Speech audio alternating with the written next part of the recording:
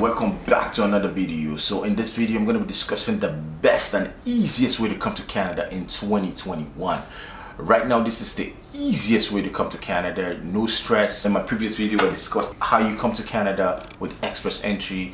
You need an CRS score, you need your educational level to be high, you need your English test to be score high in your English test.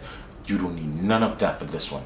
This is by far the easiest way to come to Canada. They just created this stream for you to come to Canada, and it's been extended to December 2021. They might extend it further after that, or they might, end it after that. We don't know, but for sure it looks like they're going to extend it to after 2021. But if you ask me, this is the best time to jump on it because they have it right now. So if you want to come to Canada, that's your best route. If you don't want, all the hassle of writing English tests, it is easy. The easiest way right now to come to Canada. Let's just jump into the video right away. The easiest way to come to Canada right now is through the AIPP system. The AIPP is the Atlantic Immigration Pilot Program. Only 4 provinces in Canada offer this opportunity. So it is Nova Scotia, New Brunswick, Prince Edward Island, and Newfoundland. These are the 4 provinces that offer this opportunity right now for you to get your permanent resident, and you're moving with you and your family. Now, why is this program the easiest way to come to Canada? First of all, in my previous video, if you didn't watch that video, I'll put the link here for you to come to Canada with express entry. Now, for you to come to Canada with the AIPP system, let's discuss some of the things that makes it different from the express entry. For express entry, you need to have a CRS score. AIPP, you don't need a CRS score.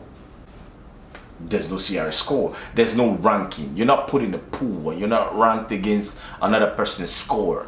You don't need a high IELTS score, or you don't need a high CELPIP score to qualify for AIPP. You don't need a high score. If you score 3.5, 4.5, you're good for this program. Second thing that you don't need for this program, you don't need funds. So for express entry, you need to provide funds for, depending on the amount of family members that you're coming with. For this one, if you have $3,000, it's like a low fund, $3,000, $2,000, whatever you have. You don't need a certain amount to be able to get this one. Secondly, for this one, you don't need a NOC code. Like for express entry, you're going to need a NOC code and decide what your NOC code fall into. For AIPP, you don't need a NOC code. So if you are NOC code O, NOC code A, NOC code B, or NOC code C, it doesn't matter. Whatever NOC code you are, you don't need it. You could identify it, but it's not important in the AIP application. Secondly, another thing you're not going to need for this one, you don't need a high education standard or background. So for the AIPP, they accept high school certificate. All you need for this one is a high school certificate. So you don't need to be an engineer, you don't need to have a bachelor, you don't need to have a master's, you don't need to have a PhD for this one. All you need for this one is your high school diploma. For this one, you're going to immigrate with all your family members. So for the other one, it depends. For this one, when you come to Canada, you're coming to all your family members.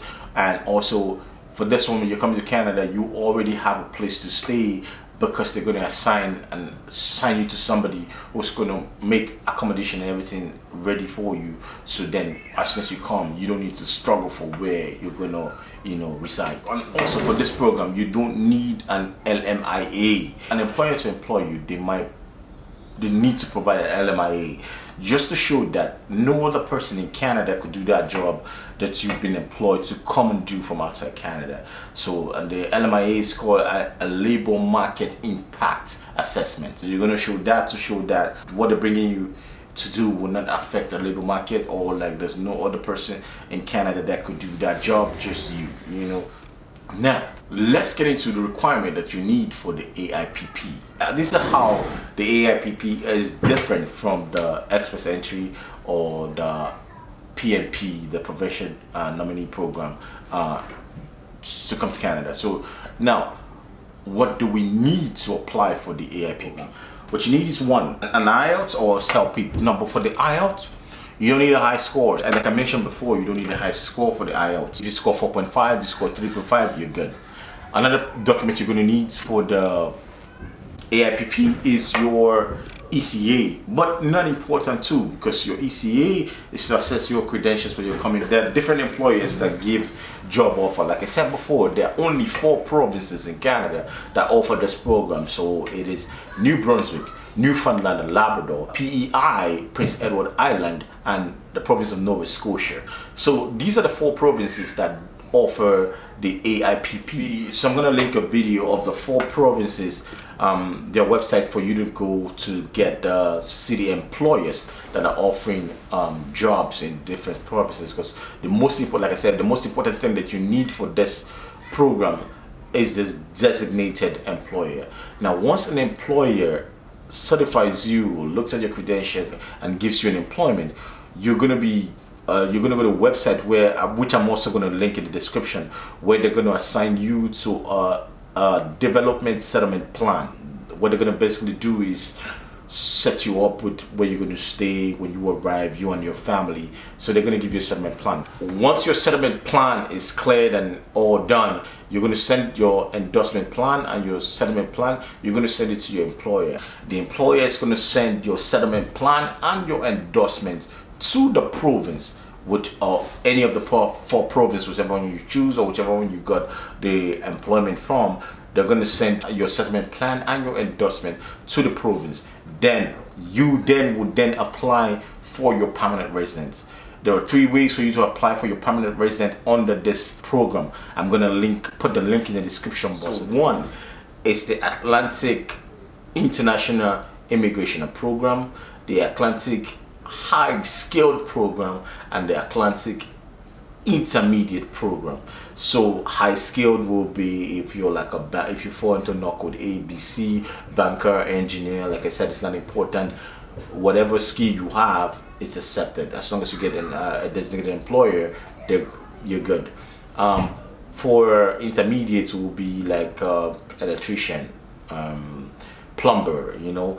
Those fall under intermediate, but also, like I said, as long as you got an employer, that's it. You just apply for whichever category you fall into, and as soon as you apply, as long as you get your designated employer and your settlement plan has been approved, and you go for your PR, you apply for your permanent residence. Whichever one you fall into, if you fall into the Atlantic International Graduate Program, the Atlantic Skilled Program, or the Atlantic Intermediate Skilled Program, whichever one you fall into, as long as you apply for that program, you got your endorsements, you got your settlement plan and your endorsements. You apply for each of these 3 of the steps you fall into, you apply for those, and that's it. Boom, you're in Canada. Welcome to Canada. See you in the next video.